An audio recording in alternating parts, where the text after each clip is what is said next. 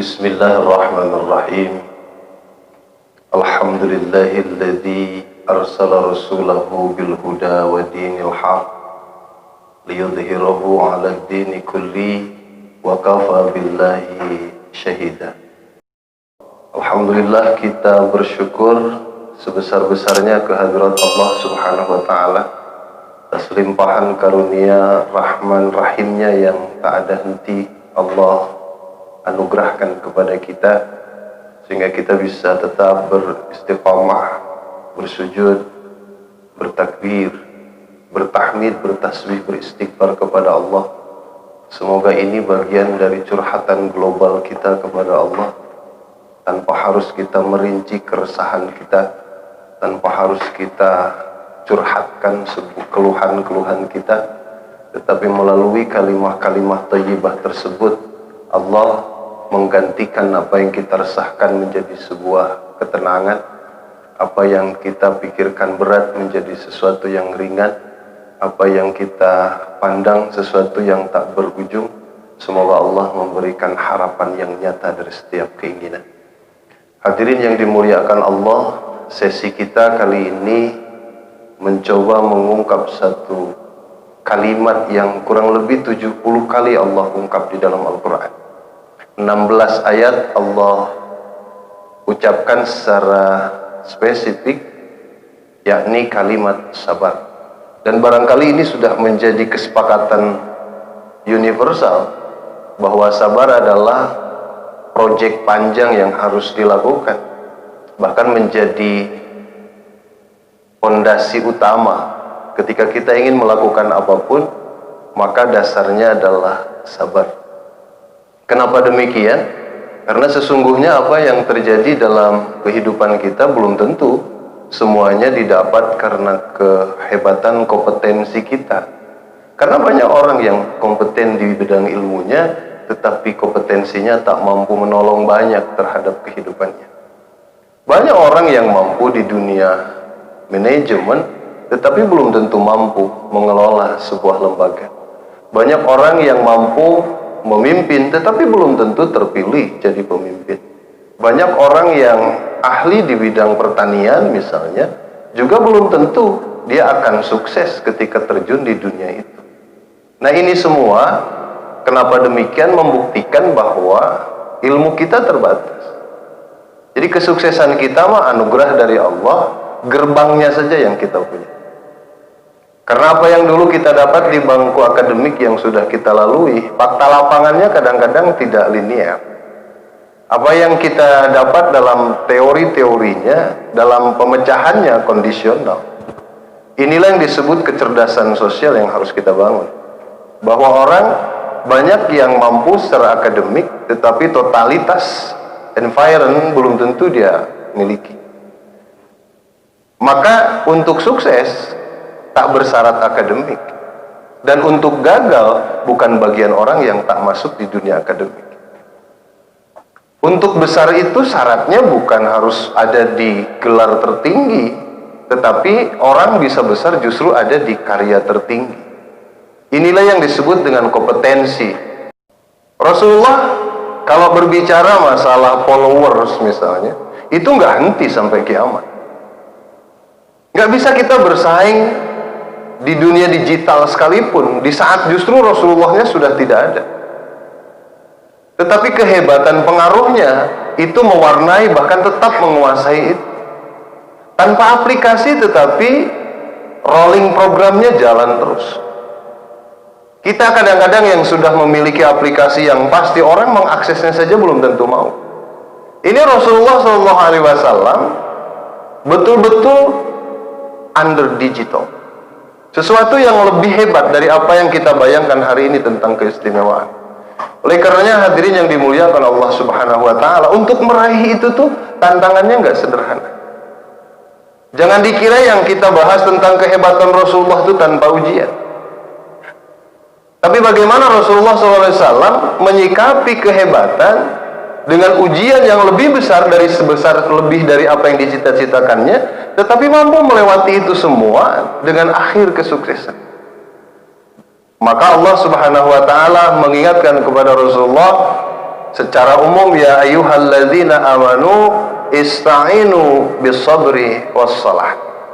Wahai orang-orang yang beriman, ini umum banget ini. Bahasanya orang-orang yang beriman. Karena yang beriman bukan sejak Rasul ke sini ke Allah. Orang-orang yang beriman itu sudah sejak zaman Nabi Adam alaihi salam sampai di akhir Rasulullah dan sampai kiamat nanti. Jadi kalau orang ditanya kita hidup sekarang di zaman siapa? Ya di zamannya Muhammad. Karena apa yang kita lakukan hari ini adalah syariatnya beliau. Kita kadang-kadang terjeda istilah zaman itu masa hidup. Kalau kita mengejar masa hidup manusia, mana ada yang berumur lebih dari 1000 tahun melebihi Adam alaihi salam. Tetapi pengaruh Rasulullah itu lebih panjang daripada usianya. Maka umur bukan batasan karya, tetapi umur adalah batasan hidup. Maka karya boleh jadi melampaui umurnya. Itu yang disebut dengan ilmun yuntafa'u bih. Maka Allah Subhanahu wa ta'ala rekam itu, rekam digital perilaku Rasulullah, program Rasulullah, apa yang dilakukan, apa yang diprogramkan, itu ada semuanya di dalam Al-Quran. Makanya orang-orang yang menghafal Al-Quran jangan disepelekan, orang-orang yang menafsirkan Al-Quran jangan direndahkan, orang-orang yang menerjemahkan Al-Quran dan mengaplikasikan kehidupan di keseharian jangan diremehkan. Karena itu adalah orang-orang yang sudah mengakses ketinggian Allah. Boleh jadi tampilannya sih biasa-biasa saja, menarik pun tidak, tetapi karena softwarenya Allah dia sudah punya, apapun program akan masuk di rekamannya. Kebesaran Allah pun mungkin tidak bisa terbendung untuk dirinya. Kemudahan pun Allah pasti akan gulirkan tanpa batas. Inilah yang disebut dengan sabar. Maka kata Allah, orang kalau sudah sholat minta tolong kepada Allah, maka bersabarlah. Bisabri wassalah, dengan sabar dan sholat. Karena hidup itu tanpa sabar ya sia-sia saja. Jadi sabar bukan sebuah definisi di mana orang menyerah. Kita ini kadang-kadang kalau sabar sudahlah nerima aja begitu. Itu mah pasrah namanya. Dan itu satu sikap yang tidak diingini oleh agama ini. Sabar itu strategi sebetulnya. Karena ujian itu bukan musuh. Yang musuh itu cara berpikir kita menghadapi ujian. Ujian itu kalau kita sikapi positif, itu kesempatan ruang untuk naikin derajat seseorang yang mampu melampauinya. Jadi kalau kita dulu mau masuk lembaga ini, ya, namanya BRI ini, ya kita kan dulu dites dulu, nggak ujug-ujug main ngantri aja masuk kayak kita mau store ke teller, nggak begitu. Karena itu nitip namanya. Kita ini akan menjadi penerima amanah, maka tahapannya saja begitu panjang. Kita sabar ikuti satu-satu. Kadang di saat kita diuji seperti itu, ada saatnya mental kita dibikin jatuh, keterima apa enggak ya. Setelah kita berusaha tahapan-tahapan itu dilalui, maka nggak ada cara lain kecuali ya Allah, aku sudah berupaya. Ada orang yang merasa dirinya tidak terlihat oleh manusia, dia berperilaku semenyimpang mungkin. Allah kan kalau bahasa kita mah tersenyum aja, nggak ada yang bisa tersembunyi kok di hadapan Allah. Geli marah Allah kalau ngelihat seseorang masih bermaksiat di belakang Allah Subhanahu wa ta'ala, di hadapan manusia, dan berperilaku salah di hadapan Allah. Tapi pernah nggak ada orang dijewer sama Allah? Allah tenang aja, sabar aja ngadepin yang begini-begini. Kita mah belum tentu, kalau ada bawahan kita yang agak kurang taat saja sama aturan, kalau nggak dipecat paling nggak kena marah itu, paling nggak kena SP itu. Allah, kalau orang masih belum jatah umurnya habis, ya terserah mau. Oh, aku nggak butuh ketaatanmu, aku nggak takut kemaksiatanmu. Seantero jagat mengingkari ketuhananku sekalipun, aku nggak akan turun jabatan dari jabatan Tuhan. Dan sebaliknya, seantero jagat ini mengimani aku, segini pun tidak akan menyebabkan aku lebih terangkat dari posisi ketuhananku. Nah, ketika orang sudah ada di situ wilayahnya, maka ketika orang melihat dia hanya akan sibuk memperhatikan dirinya. Maka kesabaran yang kedua adalah, kata Rasulullah, tuba liman sagal anhu an yubinas. Kalau hidup mau sukses, sabar sudah dipunya, sabari dirimu, sibukkan dirimu, lihat dirimu. Waktumu kau isi untuk senantiasa mengevaluasi setiap saat kekurangan-kekurangan dirimu, dan untuk meningkatkan kekurangan itu menjadi kebaikan yang lebih. Jangan lagi sibuk mengurusi orang lain. Hari inilah saatnya kita diuji oleh Allah Subhanahu wa taala seperti itu.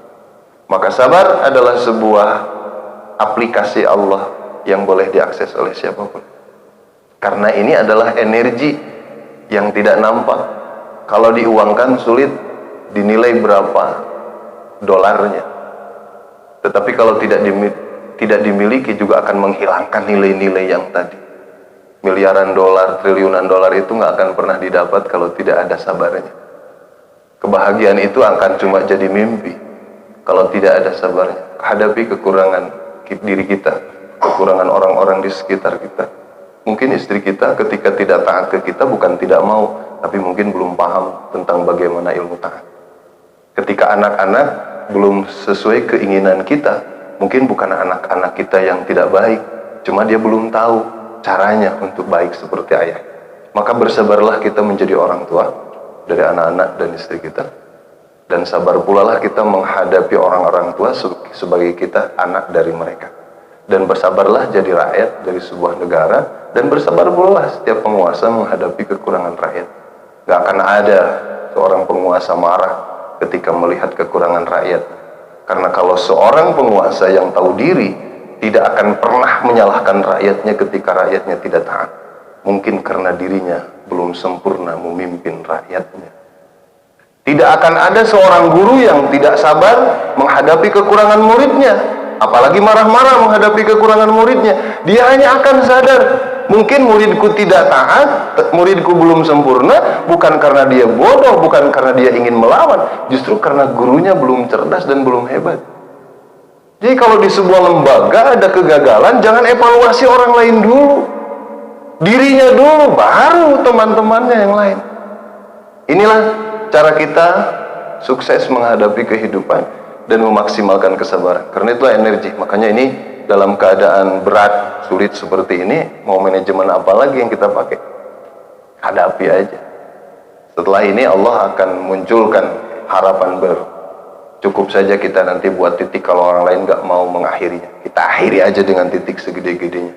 Dan setelah itu kita siapkan harapan-harapan besar setelah itu. Karena hidup belum berakhir.